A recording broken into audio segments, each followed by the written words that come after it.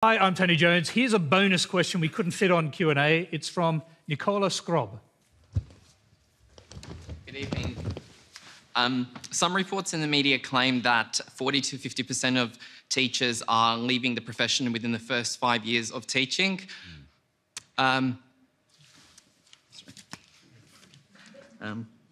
A view held by some in the general public is that teachers get plenty of holidays and are essentially glorified babysitters. But if this was the case, wouldn't we be seeing a surplus of teachers in the profession? My question to you as a primary school teacher is, what are you going to do to change that narrative and retain some of our best and brightest? Great question. Yeah, go ahead.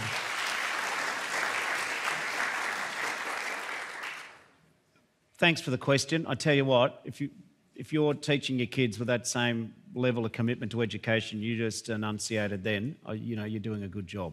My mum was a teacher for 30 years. She then taught teachers. I became education minister for 80 days. It was a glorious period of the government. But the first thing I did is I rang my mum, sort of saying, "Oh my goodness, mum.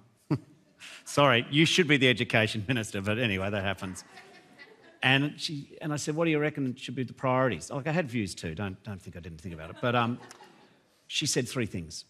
She said, one, the status of teaching is not what it was 30 and 40 and 50 years ago. Once upon a time, being a teacher was a way out of the working class and bright kids took that opportunity.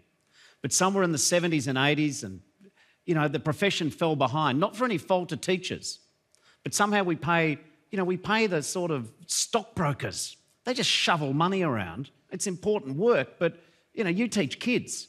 So she said, if you do nothing else as education minister, just start respecting the teachers and make sure that we can make that a profession that people are proud of. Now, I've got some ways I'm going to do that. She also said, make sure you build proper classrooms. She said, how is it, Bill, that we put more effort into our shopping centres than we do into the construction of our schools?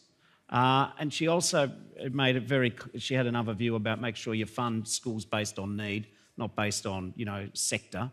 But to your point about the narrative on teaching, I think teachers should be paid more. I think it is absurd that you can't earn six figures and still be in the classroom. You've got to go into management or administration.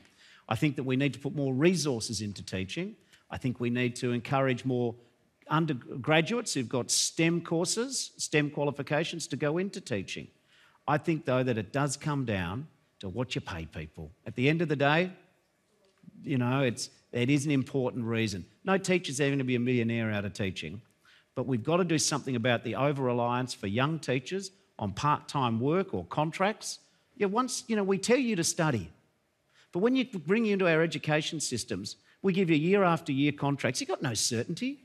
How on earth can a teacher ever hope to be able to buy a home in this country based on the wages they've got, based on irregularity of employment conditions? So I hope that conveys to you, I'm up for changing the narrative on education. I respect what you do, and we're going to do better. Briefly, can a federal government make all those changes? Because mostly these are state issues. What we can do is help our state education systems by properly funding schools. Tony Abbott cut $40 billion. Mr Turnbull's only cutting $17 billion. He wants a medal for it. I tell you where I can find $17 billion to put into schools, which will help the state education system. Don't give it to the big banks. It's all about the choices. All right, thanks. That's all we have time for. Please thank our questioner, Nicola. Thank you very much, Nicola. Thank you, everyone.